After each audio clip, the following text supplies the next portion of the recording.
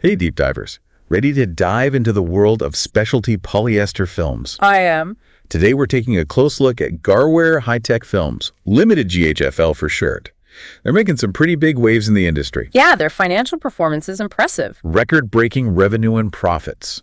Plus, they're really focused on growing, especially right here in India. They've got a diverse portfolio, too. Everything from paint protection films that'll keep your car looking brand new, to sun control films for buildings that can help save energy. It's pretty amazing, and we're going to break it all down in this deep dive. Let's get into it. So first things first, GHFL's first quarter of fiscal year 2025 just wrapped up, and they reported some stellar numbers. Stellar's right.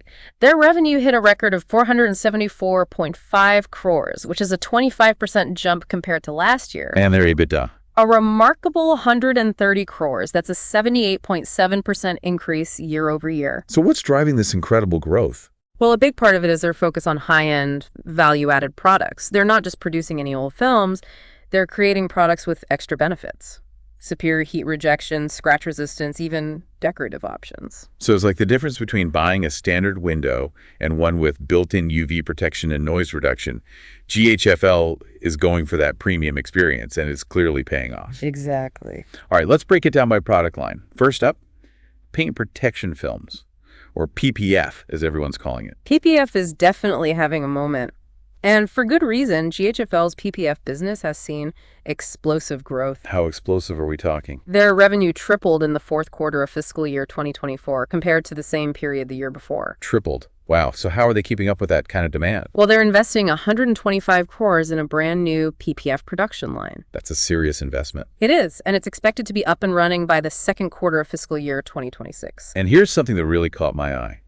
They're supplying PPF to China, a country known for its own manufacturing powerhouses. It's a testament to the quality of their products. They're clearly competing on a global scale, and they're not just offering one type of PPF either. Nope.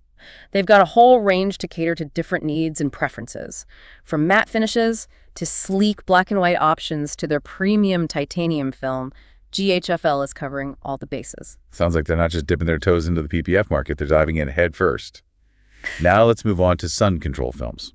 Another strong performer for GHFL, especially in the fourth quarter of fiscal year 2024, where they saw a 67% increase in growth compared to the same period the previous year. And they're not limiting themselves to just cars. They're expanding into architectural films for commercial buildings and malls. Exactly. They see their architectural films as a key solution for energy efficiency in those large spaces. Think of it like they're giving buildings sunglasses to help them stay cool and reduce energy use. I love that analogy. Building sunglasses. And they've even introduced some innovative products like Deco Vista. Deco Vista is their decorative series. And Spectra Pro, designed to optimize energy usage in buildings. They're really thinking outside the box. Or should I say outside the building? Yeah. But we can't forget about their Industrial Product Division, or IPD. IPD has faced some challenges due to industry overcapacity. So how are they adapting? By focusing on high-end specialty products like lidding films and floatable shrink films, this helps them maintain healthy profit margins even in a tough market. Smart move. All right, let's talk about their plans for expanding right here in India. What's their game plan?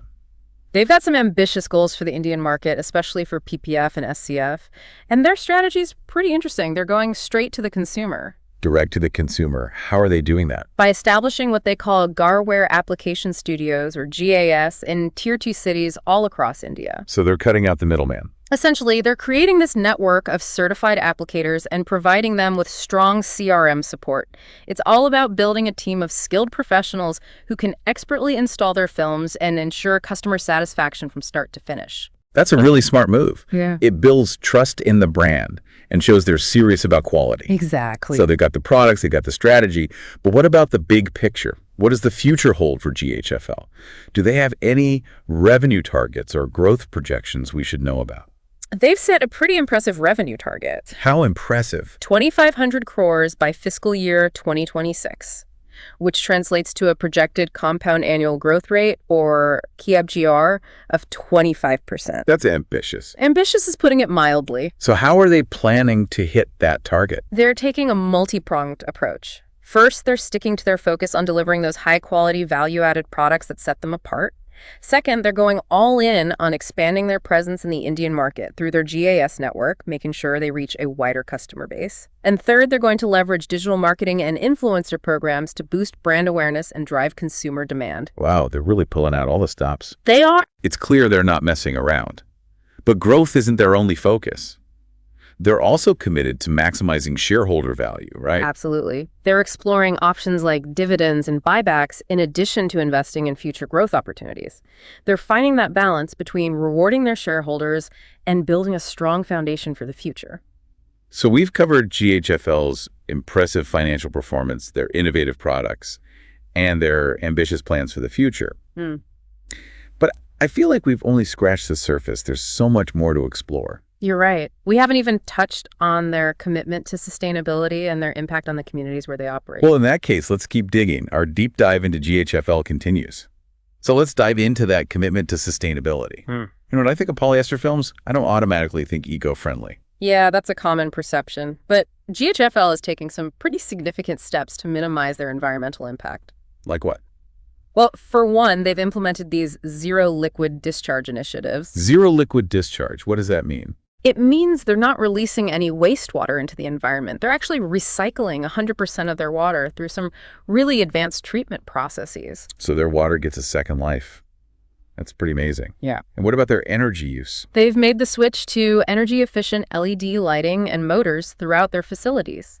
And they're always working on optimizing their processes to use less energy. It seems like they're really putting their money where their mouth is when it comes to sustainability. It's not just talk.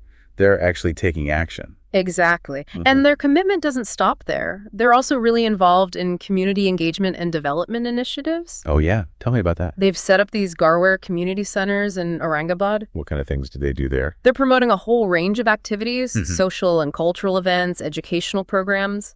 They're also really focused on empowering young people, transforming rural areas, providing health and education support to underprivileged children. It's great to see a company invest in the well-being of the communities where they operate. But let's get back to the numbers for a minute. We talked about their different product lines, but what about their overall financial health? What kind of metrics should we be looking at? Well, the financial performance is pretty remarkable. In the first 9 months of fiscal year 2024, they achieved a return on capital employed, or ROCE, of 21.12%.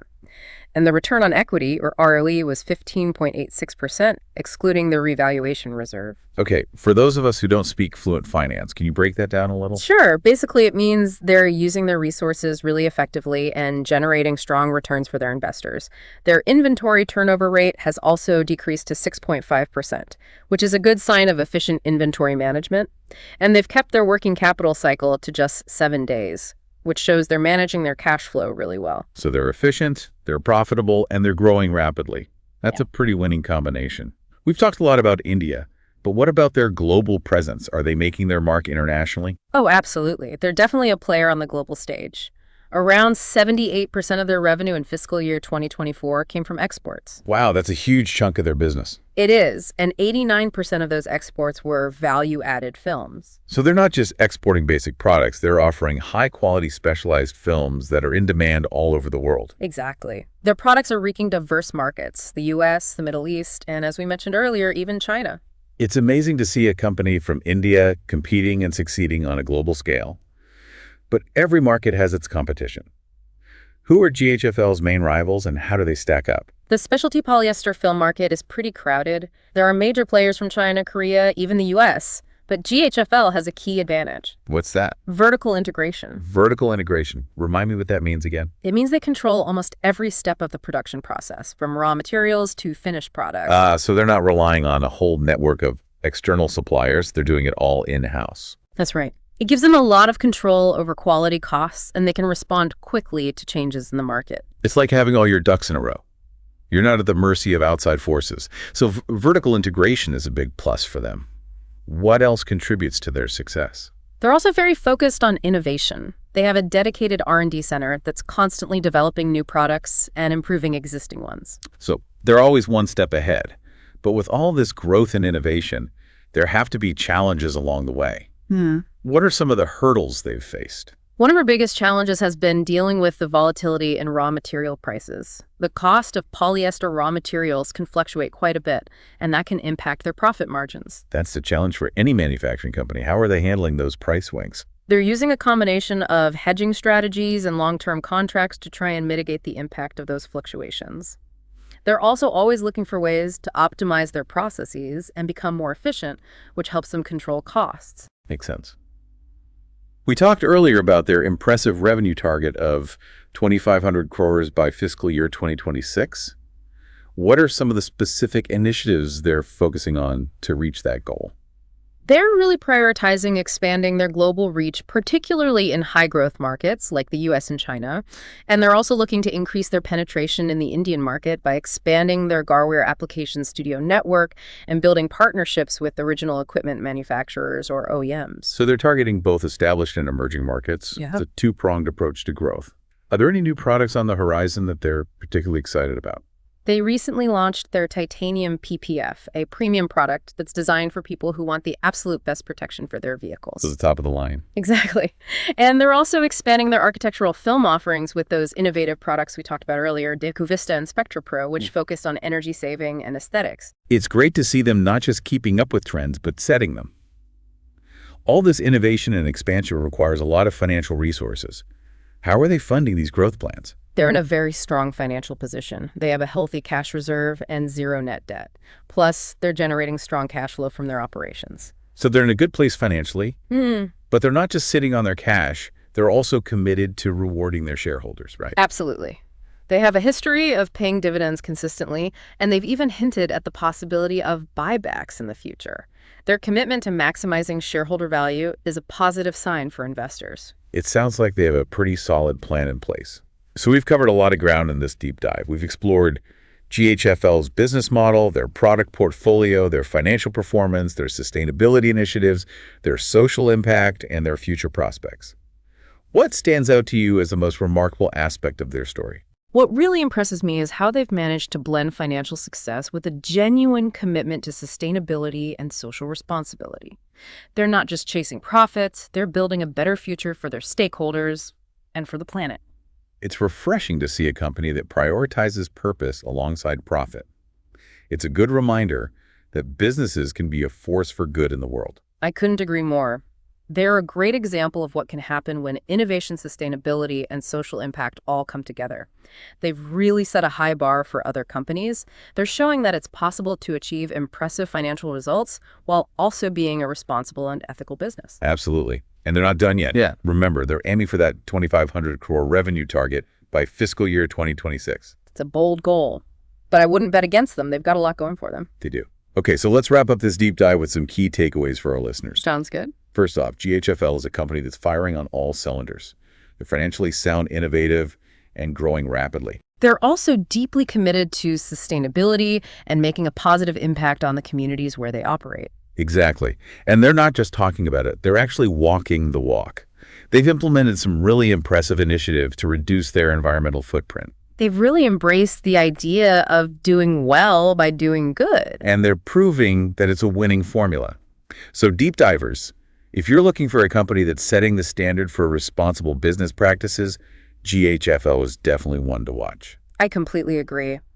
They're a shining example of what's possible when a company prioritizes both profit and purpose. Well said. And on that note, I think it's time to wrap up this episode of The Deep Dive. We've covered a lot of ground today, but the story of GHFL is far from over. It's just the beginning. I have a feeling we'll be hearing a lot more about them in the years to come. I think you're right. So until next time, deep divers, keep exploring, keep learning, and keep pushing the boundaries of what's possible.